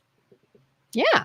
Because when you spend $1, it goes to them, and then they spend $1. And it's so long that everybody sort of has the same insight that we're going to spend it all locally, it circulates in your community and everybody gets value from products and services, right? Oh, yeah. One of my biggest annoyances is listening to someone who does nothing but order things and have it delivered to them from all these other outside companies, then turn around and complain when their local businesses don't do something they want them to do, or close, or any of that stuff. And I'm like, so follow the money when you purchase something from a company that outsources it to China. So it goes from your bank to the company, and now it's spinning around in China's economy or South Africa. How does that money then come back here? The answer is it doesn't. It buys those people a house and finances their schools and pays their taxes because you just gave it to somebody else's economy. Or God forbid, keeps a sweatshop in business. Or uses that money that buys the property that's next to you, and then you finance somebody owning property from overseas who's going to benefit over there. America first, city first, community first. All of that became cliches, right? But if you watch the trajectories of all the money that you spent and you allow it to leak out into somebody else's benefit, then you ruin the cycle. And that's why, we've always been a big proponent of doing as much as you can to buy local, but then you need the people who are in controls to give you more sources of local, so that I don't say, go buy food. And you're like, it's not possible. Everywhere I went was a freaking chain. You got rid of all of the small companies that could have recycled that money. And now my choice is like when I buy a car and it's 90% of the raw materials were built out of the country. And so when I buy an American brand, it's still not an American brand. It's supporting whoever in whichever country, not only 10% here. Because I feel like there's this group of, I'm going to call them idiots, that are like, oh, they think America first is a selfish slogan. It's a selfish thing. Why would we not want to help other people? We need to help others that are less fortunate than us. But then at the same time, turn around and cry about all the things that they don't have in their country that should just be given. With what money? Because you wanted it to go somewhere else. Can you say F Canada? Can you say F Europe? Can you say, F South America? I wouldn't say that. Why? We probably need. We do need some stuff. Do we? I'm asking. Like, I'm assuming so. If you can say, like, do we have enough stuff in America to just deal with ourselves and F all of those people? We don't need your stuff. Stop taking advantage of us, knowing that we're a charitable nation and we'll help you out, and then exploiting us. We're sending you billions of dollars, and then when you have zero willingness to do some kind. We need help. Like, how many people are coming to the table to help us, right? And so if we go back to our original farm deal, and we have a lot of countries that will take the harvest, right? But they don't want anything to do with making life easier or helping or supporting us. So really, you have three options. Have an F everybody else mentality where we're isolationists and we only deal with our economies, and F everybody else except for us. Or you have a protective defensive marketplace where we'll deal with you, but we're going to make sure all things are equal or neutral. If you sell us a tire and charge me a tax, I'm going to sell you a whatever and charge you a tax, so that you're not taking advantage of us and we're not taking advantage of you. We are the Switzerland of dealing with it. We just make all things fair between it. We're not going to give you advantage. We're not going to give you charity unless you give us charity, and we're going to give you equal charity that you give us. We're going to help you and reciprocate anything that you do, right? Or you can take the worst option there, is we're like, hey, we're rich. We just help everybody. We're going to send you stuff. Oh, you don't want to send us anything? That's cool. You want to charge us 20% tariffs? We're going to charge you 0. Sweet. We got so much money, we don't effing care. Which do you think we were up until Trump? The drunk dude from the last example. Dude. That's all we do, right?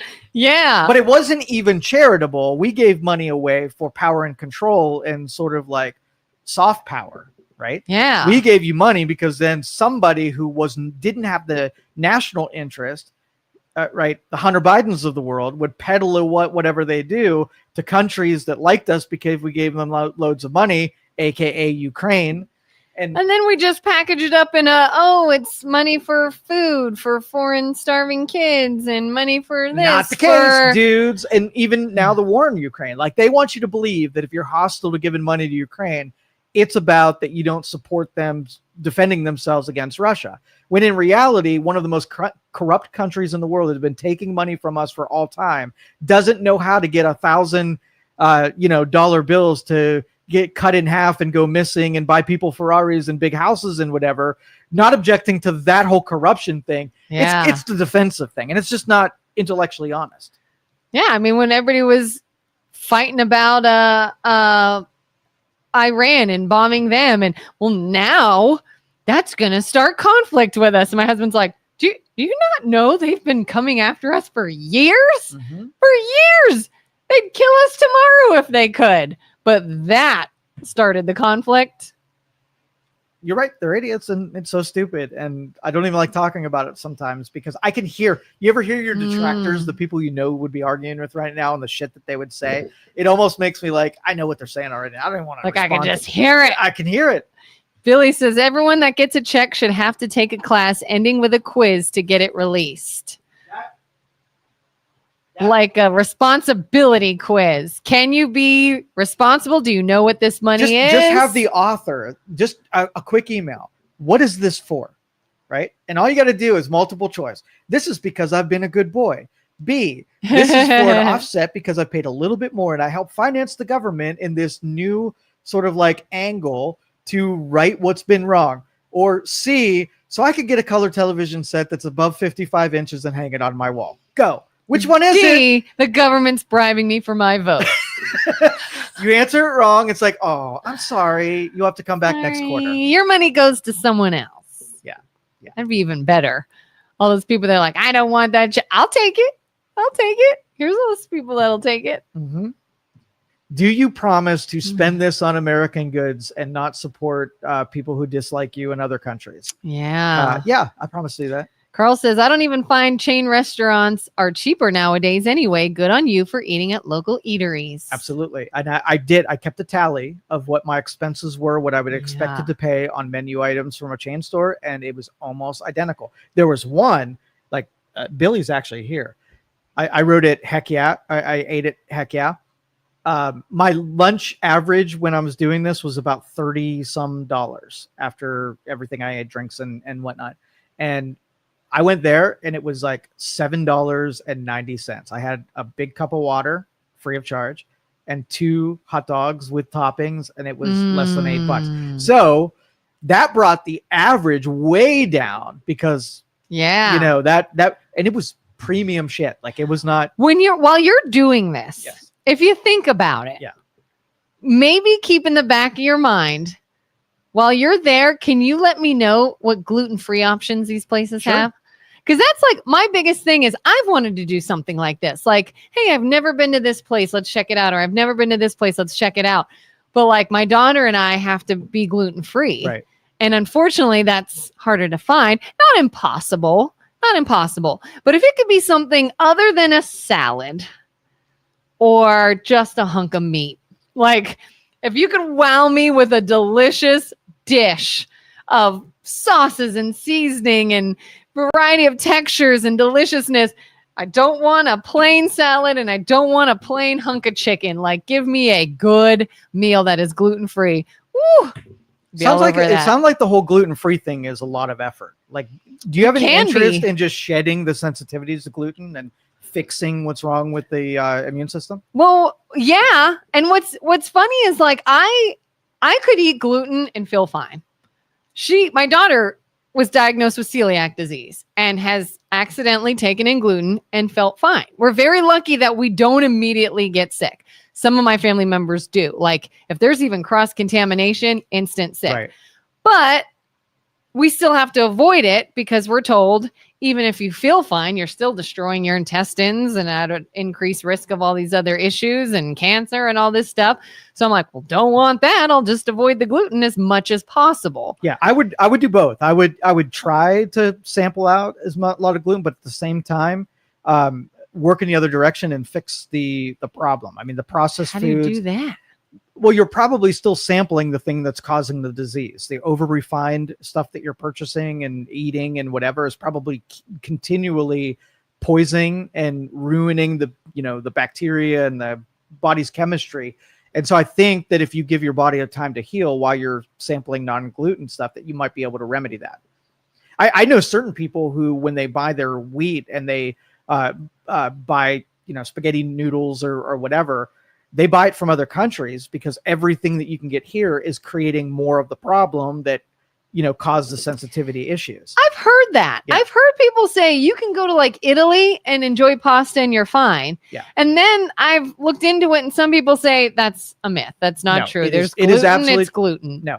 We have deteriorated our supply of food where we have, changed the genetics of all of our our food supplies. Mm. So it's not like if you buy from farm A and farm B, they're all prepping their fields in the exact same way, using the same chemicals and eroding the nutritional value of food, right? Mhm. But if you get something that they're not doing that, and they're using more traditional means of, we're creating foods on massive farms, right? Huge farms. And so in order for it to be a viable industry, they got to like use chemistry in order to give you what you're needing. So if the seed is contaminated and the chemicals contaminated and the production and refinement process contaminated, no matter what you buy, it's all going to have that contaminated food in it. Yeah. Well, I've mainly just been, I've put my time and energy into just finding good alternatives. Yeah, I don't mean to give you more responsibility, but that if I were in your position, that's what I'd be doing every day of my life is, creating, getting rid of the thing that's causing the disease, right? And then rebounding and allow your body to heal in those departments. So then you can eat foods that without the sensitivities. I'm confused. How do I get rid of the things causing the disease? Well, okay. So we can sort of just kind of look historically. Is celiac disease, was it a thing 70 years ago? I don't know. No, it was not. We didn't have gluten allergies. Nobody had sensitivities to this. So how do you know? There's a version. A lot of people used to just say, oh, so-and-so has IBS. And they just put it under this umbrella. And then people are saying, oh, it's not just IBS, it's celiac or whatever. Well, people ate the food or they would have died, back in our history. So we have the ability for our bodies to consume natural foods that are grown in our own garden, we'll say, right? Without the disease that comes along with it. So industries come along and they create food differently. And now all of a sudden the body then has sensitivities to those new chemically, refined or compromised foods. Mm-hmm. So that's all you really have to do is remove the thing that caused it, allow your body to readjust based on food that does not have that, allow the immune system to come back, allow the body to. So be gluten-free for a while. Yeah. But don't get exposure to the things that are not causing the reaction, but still contributing to those things. I'm rough speaking that if I put myself in your position, what I'd be doing is my orders that were coming from Amazon, my packages would all be the stuff that contained gluten, and getting something that I would never eat at an Italian restaurant, I'd be eating and I'd start testing to see what the effect on those things had on my body without it being one of those candidates. It is interesting. They say celiac disease is inherited, but then I've also heard you can develop it at any point in your life. You don't have to be born with it. Maybe you don't have it as a kid, but you can suddenly have it as an adult. And I'm like, what? But why? But why does it just come on? Right. Like, well, my daughter was diagnosed at age 6. So clearly she had issues young. I've eaten gluten my whole life. And it wasn't until I was like close to 40 that I'm just like, God, why do I feel like crap all the time? And I used to think, oh, I'm 40, you just feel like crap all the time. Went gluten-free, quit feeling like crap all the time. Well, that's my challenge to you, is to get some spaghetti noodles from somewhere else, something you wouldn't have eaten, eat it for a couple of meals, and see if, one, it does not affect you at all and it was just spaghetti noodles. Well, yeah, I've had accidental things where I ate it not realizing wheat was in it, and I'd be like, oops, I better be more careful next time. Or we will go out to eat. We know there's been cross-contamination, and we just say, screw it, we're fine. So I do still get traces of gluten. Well, I want you to get food products that are dissimilar in every way than what you can buy in the United States. That's the real test, where it's not about the spaghetti noodle. So I'll give you an example. Right? Okay. Let's just say that you go off and you find a natural pear tree. Okay. Never been touched. There's no chemicals. It grew there 100 years ago. It's still producing pears. You walk up to the pear tree and grab it. It's a little bit ugly of a pear. And then you take a pear that you buy in the grocery store, and I want you to compare the two, how they were modified, what they were modified to look like, taste like, feel. Do you think that the grocery store one is going to look nicer? Do you think it's going to be sweeter? Do you think the skin is going to be a little bit softer and thinner so that it's easier to eat? All those modifications mean that these two things, even though they look like a pair, they're completely different products. This one has been so crafted that's a completely different thing. What if the balances of sugars and starches are different? What if this thing was created by God to have a perfect balance between the amount of starch, the amount of sugar, so that when you eat it, it's 100% balanced. It's not an overdone on the sugar side of things. It doesn't create insulin spikes. It's not as tasty as the other one, but it's nature intended it to be not so off-puttingly sugary, right? But we like sugary, so we compromise the balances that nature intended. So you're saying get some of the foods that are not gluten-free, but are just not from here. Yes. That we're in. When you buy it, you have to make sure that it's just not a Italian version of whatever. Yeah. Right. It could still be as equally manipulated in other countries if they're doing the mass farmings that we're doing here. So you gotta be careful, get some recommendations on people who bought it and said, oh, wait, I'm sensitive to gluten, but when I buy this thing, I don't feel it at all. Buy that stuff. Yeah, that's going to be a tricky experiment because I don't always have symptoms. So I would have to go off a blood work. That's my challenge. I want to see how it goes down. And I'm not purporting to be an expert on this. I'm using sort of what I know about what the body does and how it's able to change and how things can heal, and given enough time, whether or not it can rethrottle itself and recalibrate. I give it the benefit of the doubt. Well, then Dr. Joe needs to help me with this issue. Oh, no.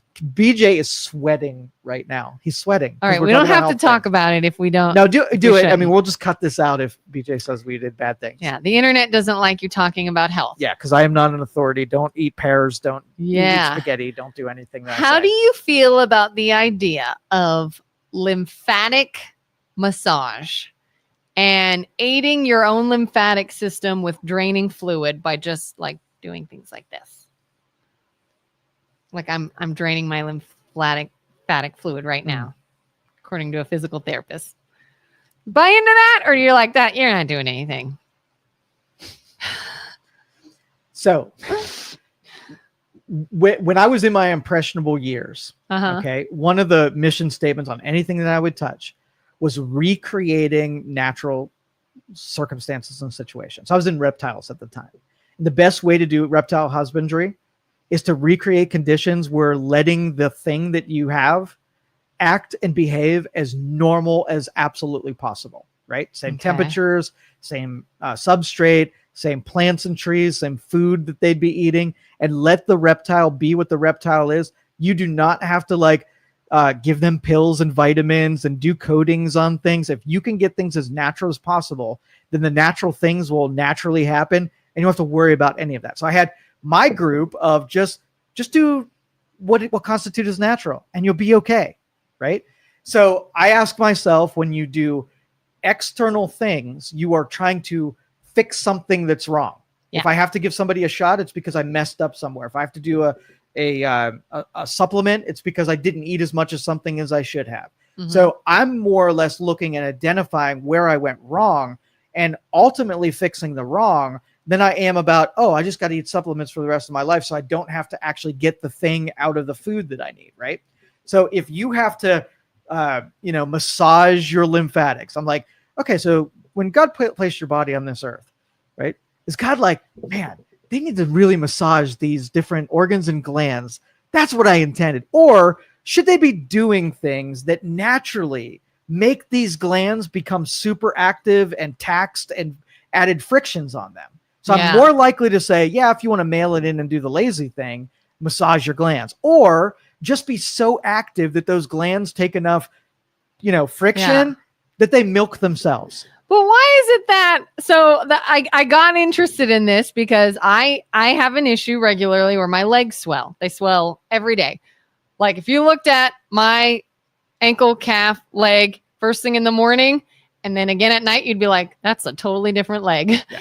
And I keep getting told, well, you need compression socks and you should work on lymphatic massage because your lymphatic system's clearly not working. And I'm like, do you swell during the day? No. Do you have to wear compression socks or rub your legs all day long? No. And I'm like, so-and-so doesn't and so-and-so doesn't. Why do I have to do all that for my legs? And it's, you clearly have a disease and your lymphatic system doesn't work. And so this is what you have to do. And I'm just like, Yeah. What? And then it was, well, I sit all day and that's not good for you. Got a stand-up desk. Now I stand. And what did they tell me? The worst thing you can do for your legs is stand. Of course. So you go back to sitting all day. And then they said, well, you need compression and you need this and you got to do this massage. And I'm like, but it's still swelling. Mm-hmm. And they said, well, try this. And I'm like, that's fine to try these things. But why do I have to try all these things?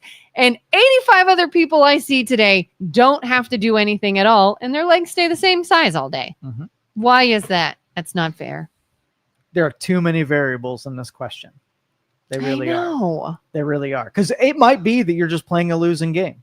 Like you only have so many options about the food Genetics. you eat, the stuff you drink, the activities that you do. You in control of only so much. Like what happens if you eat healthy and the people that produce the food are serving you stuff that's contaminated and are causing disease? I mean, it's not a coincidence that people are collecting diseases like they're trading cards in the modern era, right? So something's causing it, and there's smart people that are studying this, right? Yeah. But it always seems like their recommendations don't feel like they're real. They feel like they want to sell you a pill. They want to sell you compression socks. They want you to do something that means that the services of my chiropractic office are going to benefit if you heed my advice. So that's why I distrust that we've got a good handle on it. But I know I'm not wrong that if you do natural foods that are whole, that are not refined, you make all of those things better. So you tend to be onto something when you do this. But it's, someone was talking to me about grounding, right? Wearing no shoes and touching the ground and whatever. Yeah. And they said, listen, all of my ailments disappeared when I started grounding. And I'm like, oh, okay. Just walking barefoot. It's interesting. So I think to myself, would it be natural for human beings to be touching the ground at any given time? Yeah, they didn't have foot coverings. And do you think an innovation in foot coverings were good because it allowed you to go further distances at greater speeds and escape predators? Cool, that's a good thing. But what if you wore rubber-soled shoes on the ground and you never made contact with the ground? I'm thinking, okay, well, the body might have been designed and developed with shoe contact, so it can't be bad. It's not like you're going to walk on the ground and you're going to somehow do damage to yourself. Mm-hmm. But is it a magic pill, or is it a subtlety that if you do it, it probably feels good and maybe gives your body some balance in a certain direction? But you're never going to say that. Like, it's probably a compilation of 1,000 things you're doing wrong that all adds up to be in a disease state. And you're probably doing all of them not by choice, but because you're a normie, I'm a normie, and we're doing things because everybody else is doing it.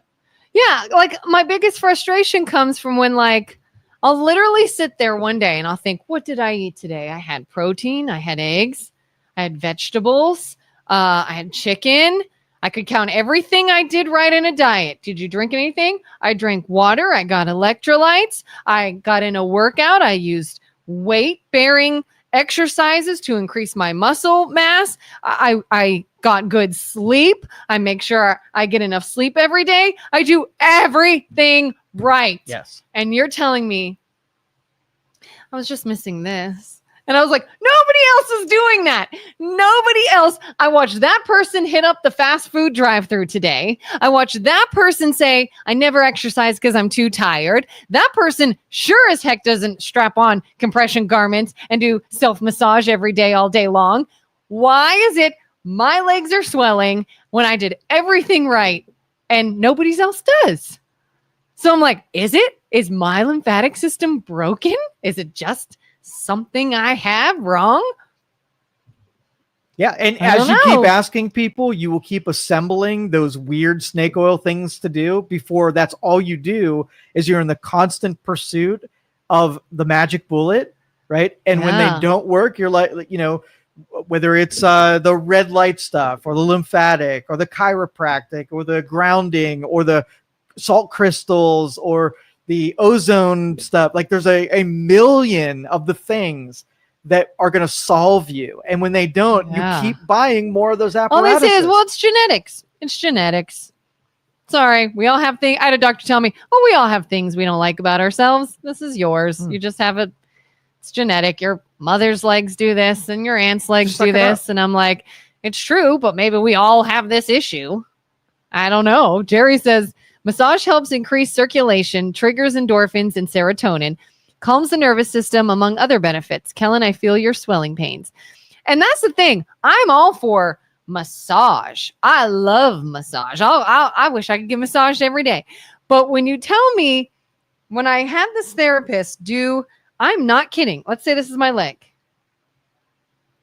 And I told her, I said, you can push. I'm not in any pain. No, you don't want to push. Just light enough to wrinkle the skin. I went, are we really doing this? Like, you're going to pet me for a while? Like, that's all it is. It's just light. And I was like, I really feel like we're not doing anything. Like, I really feel like we're just sniffing essential oils here or something. But every day I'll sit there and I gotta get my lymph fluid moving in a desperate attempt to, I'll try freaking anything.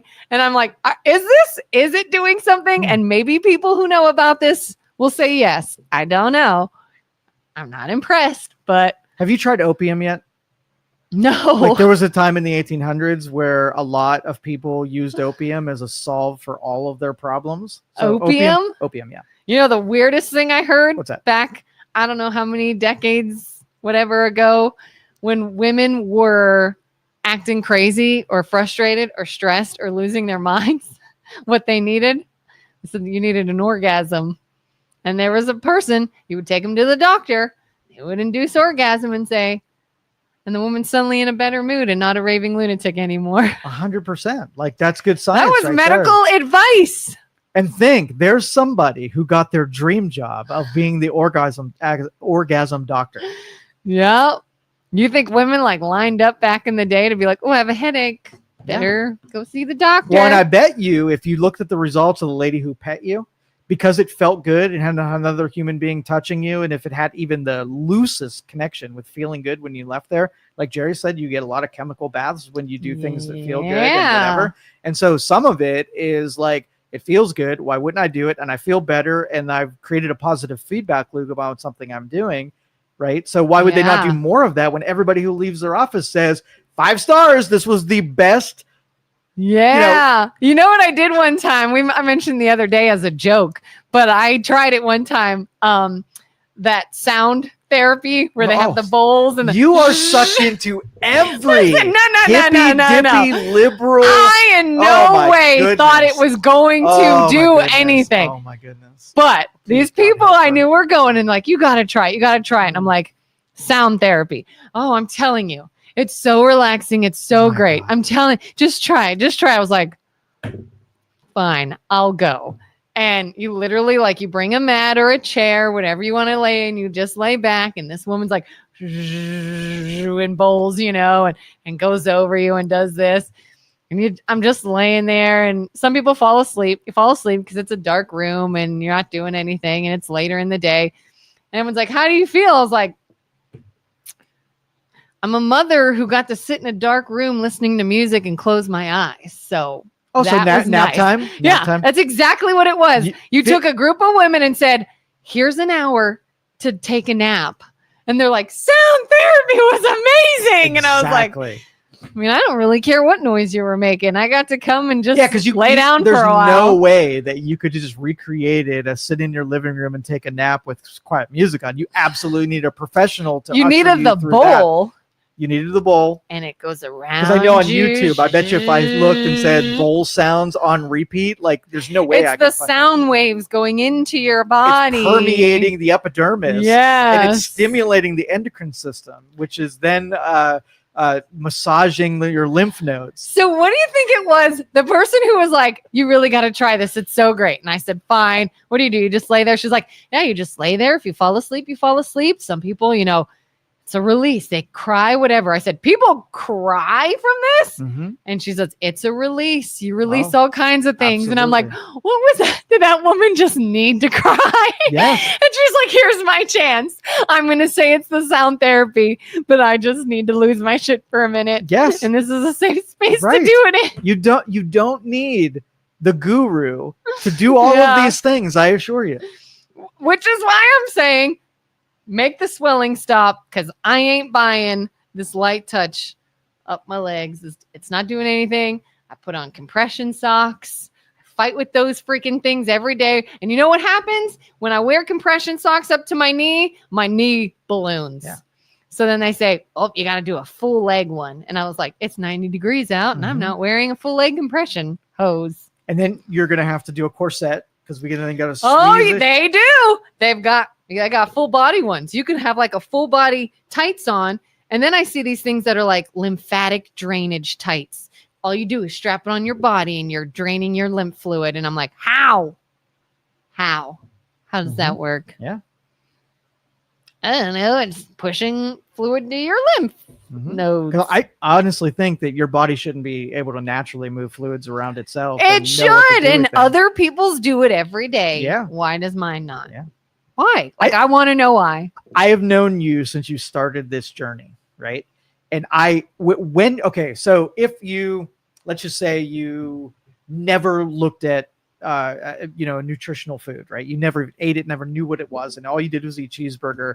You got to be 600 pounds, right? And then I say your biggest priority would be the weight and the pressure that it puts on every system that there is.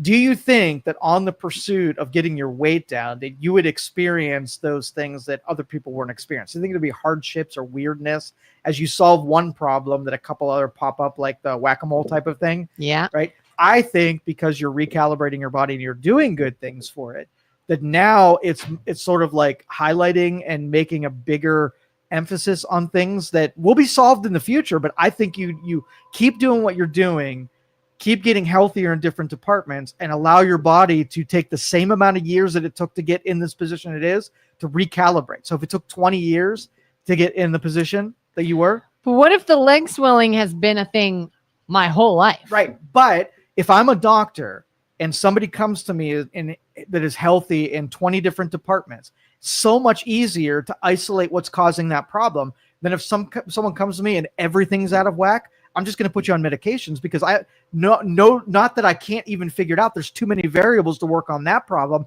because you're a vessel of nothing but problems. Yeah. So by the time that happens, somebody who's serious and knows what this is will take you serious because you're like, I did it all. I solved this. I solved this. I solved this. This is all that's left. That's what I've said. And my doctor said, you're in great shape. And I said, thanks. Made a lot of changes. But why is this still happening?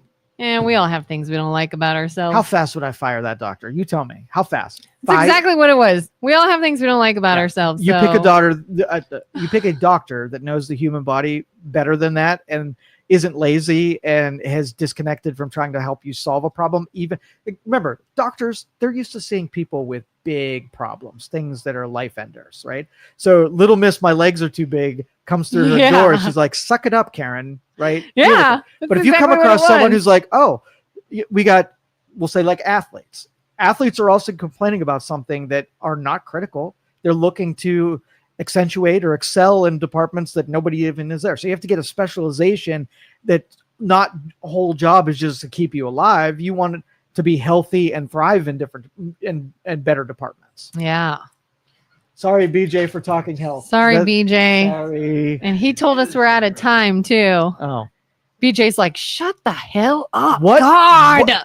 I don't even know how we talk about certain things. All right, we're out of here. MLO Bros will be back here tomorrow. Have a good one, everybody. Thank you for listening. Ya. Thank you for listening to this show on Youngstown Studio. This is original Youngstown content. Feel free to share our videos and tell your friends about us. Don't forget to subscribe to our YouTube channel and follow us